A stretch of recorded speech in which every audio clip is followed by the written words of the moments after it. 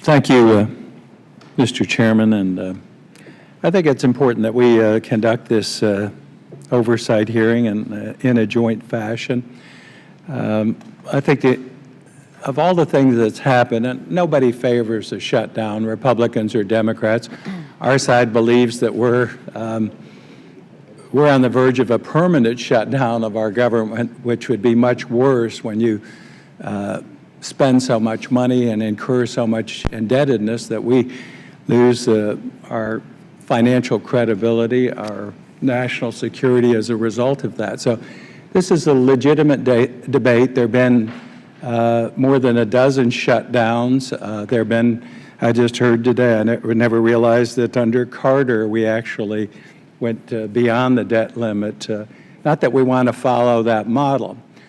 The problem here is that it appears that what took place by the Park Service was offensive to the American people, to the Congress, and to just the concept of common sense, Director Jarvis. That's what this is about. I mean, I think nothing has resonated more with the public than to see an open-air monument such as the World War II Memorial and close by the Martin Luther King Memorial. It just seems that common sense did not prevail. Now you said you take full responsibility for that action. Is that correct? That's correct. And did you discuss this with the Secretary of Interior, Jewel, at any time? Yes, I did. And then you didn't discuss it with anyone in the White House, did you? In several times on the phone with the White House, I presented with the Secretary my decision, but it was never the reverse. There was never any decision coming down. So you discussed with officials in the White House your action, and you also discussed it with her. Now, the common belief among even Park Service employees, and I quote one of them, this is a press account, October 3rd, "It's a cheap way to deal with the situation," an angry Park Service ranger in Washington says of the harassment. "We've been told to make life as difficult as we can. It's disgusting." This is the common belief of people who work for you, and he believes he was told to make this as difficult and as painful as possible. How would you respond to that?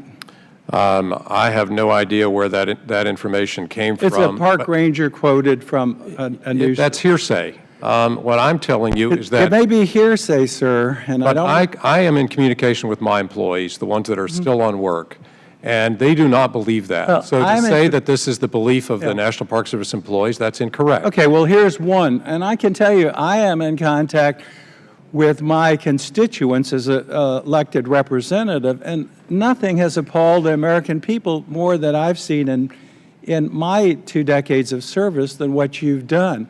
To close an open-air monument like the World War II or across the street, across the way, where people could walk. Now, granted, that was not in existence in '95. Maybe you didn't have a precedent, but it was offensive to close a place where you could walk. You said your job is to protect the monuments.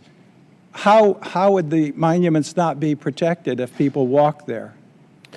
They are protected if we don't the have monuments. Now, the people are protected by the park police and the district police, and I'm told that, and we have evidence that there are almost as many to protect the people, that's incorrect. If I may correct the record here, the U.S. Park Police has been accepted from furlough. The U.S. Park Police are in New York, San Francisco, and Washington, D.C. They have responsibilities for the George Washington Memorial Parkway, for traffic, for the regular commuting in here every day. But I'm told in the District of Columbia, extraordinary measures are available to make certain that, again, that our monuments, the streets, we've had a horrible incident that took place. They were on the job protecting the people. But your job is to protect the monuments. Now, you talked to folks in the White House. Who did you talk to in the White House? I actually do not know who was on the phone. I do not. It was And only informing did they relate to you that you should continue to inflict pain? They did not. And can you provide to the committee that information of who you spoke to and when on this matter? We are retaining all of our records as requested by the committee chairman, and once we get out of the shutdown, we'll be providing those. Well, we'll subpoena them or get them one way or the Time, other. the gentleman. Thank you. I yield back.